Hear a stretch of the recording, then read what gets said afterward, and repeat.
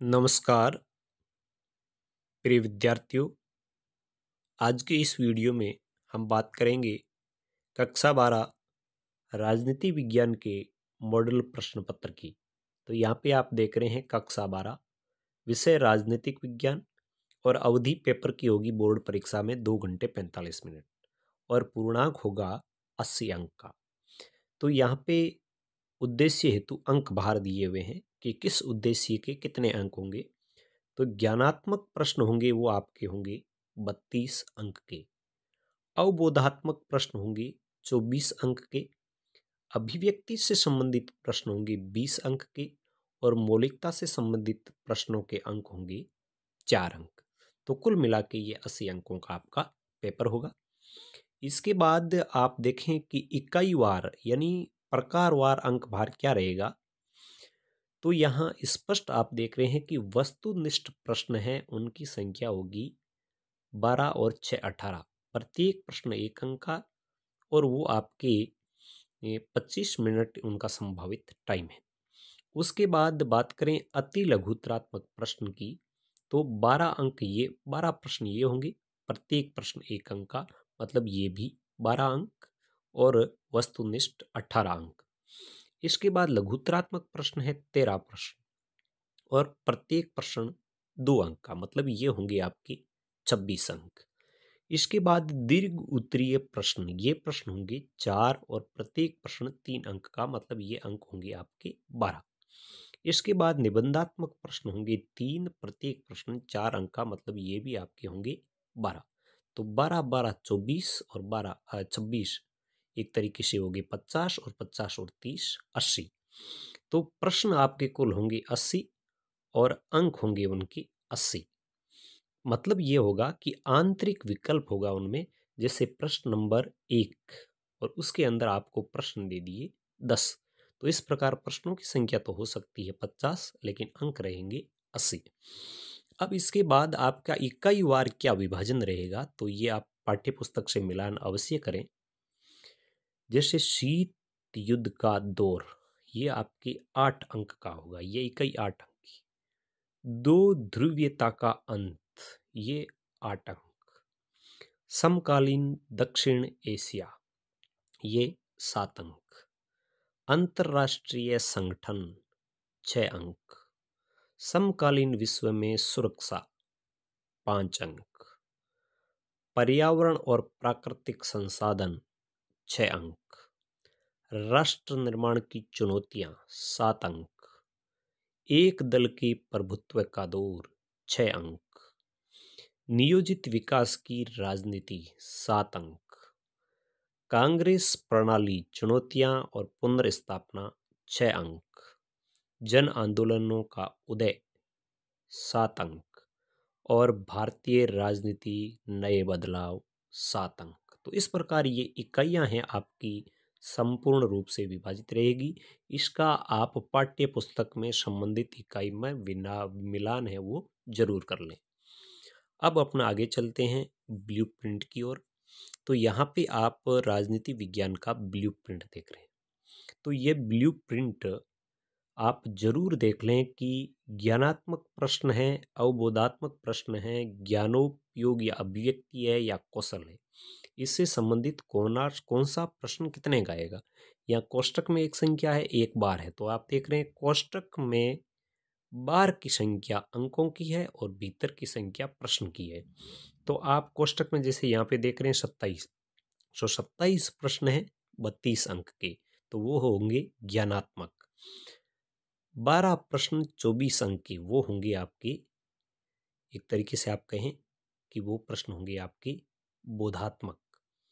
तो इस प्रकार अलग अलग प्रश्नों का अलग अलग विश्लेषण आपको यहाँ पे मिलेगा। और यहाँ पे एक बात लिखी हुई है कि प्रश्न पत्र में मूल प्रश्न 23 है, जो प्रकांतर में यानी अनेक खंडों में बंटकर उनकी संख्या हो जाती है 50। यानी प्रश्न का आखिरी पेपर का प्रश्न होगा वो होगा आपके 23 क्रमांक का। लेकिन जैसे प्रश्न नंबर 1 है तो हो सकता है उसके अंतर आपको 1 से 10 दे दे। प्रश्न नंबर 2 है उसके अंदर आपको 11 से 20 दे दे। तो इस प्रकार प्रश्नों की संख्या 50 हो सकती है, लेकिन क्रम उनका 23 तक होगा। इसके बाद यहाँ पे आप देख रहे हैं ये मॉडल प्रश्न पत्र, इसको आप थोड़ा सही ढंग से पढ़ लें। मॉडल प्रश्न पत्र यहाँ पे आप देख रहे हैं, तो इसमें समय 3.25 घंटे, पूर्णांक 80, पेपर का सेक्शन ए या ए। इसमें आप देख रहे हैं कि प्रश्न संख्या 1 दिया हुआ है। यहाँ पे आप देख रहे हैं प्रश्न संख्या 1, लेकिन प्रश्न संख्या 1 के अंदर कितने प्रश्न हैं? 3, 4, 5, इसके बाद 6, 7, 8, 9, 10, 11 और 12 प्रश्न है। और 12 प्रश्न है, प्रत्येक प्रश्न 1 अंक का, मतलब ये कुल आपके 12 अंक का पहला प्रश्न, जिसके अंदर 12 प्रश्न है। फिर दूसरा प्रश्न होगा आपके रिक्त स्थान। अब देखिए ये है आपको ऑप्शन वाले, यानी अ, ब, स, द, इनमें से एक सही बताना है, 1 अंक का है प्रत्येक प्रश्न। और रिक्त स्थान है वो भी प्रत्येक प्रश्न 1 अंक का, लेकिन रिक्त स्थान के प्रश्न कितने होंगे? प्रश्न होंगे आपके 6। तो यहाँ पे आप 6 प्रश्न देख रहे हैं रिक्त स्थान के, 1, 2, 3, 4, 5 और 6, और ये भी है 1-1 नंबर के। ठीक है। इसके बाद अति लघुतरात्मक प्रश्नों में प्रश्न तीसरा शुरू हो रहा है, आप देख रहे हैं। यह भी 1-1 अंक के प्रश्न है, और ये भी प्रश्न नंबर तीसरा अभी शुरू हुआ है, लेकिन प्रश्न कितने हो गए? 12 और 6 18 प्रश्न ऑलरेडी हो चुके हैं।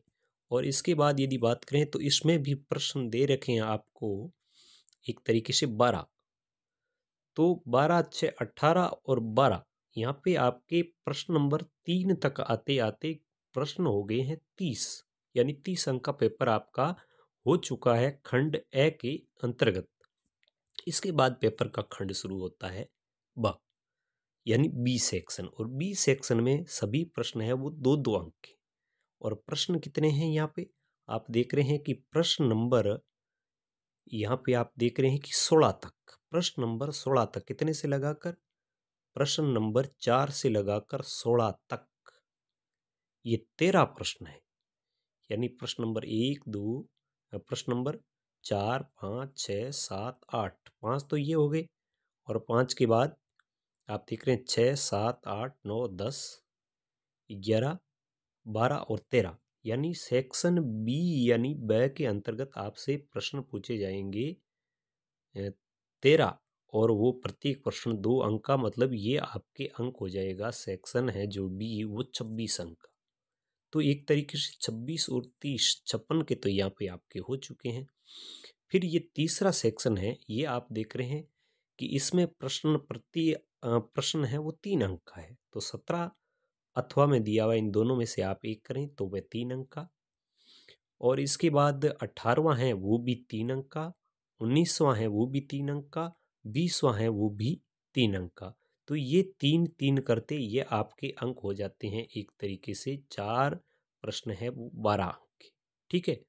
और 12 के बाद यदि आप देखें तो 56 वो हो गए, 12 ये हो गए, और चौथा खंड जो द होगा यह भी आपके 4 अंक का, ये 21वां प्रश्न, और 4 अथवा में है, इन दोनों में से एक करें, 22वां भी 4 का और 23वां भी 4 का, मतलब ये हो गए आपके 12 अंक का ये खंड।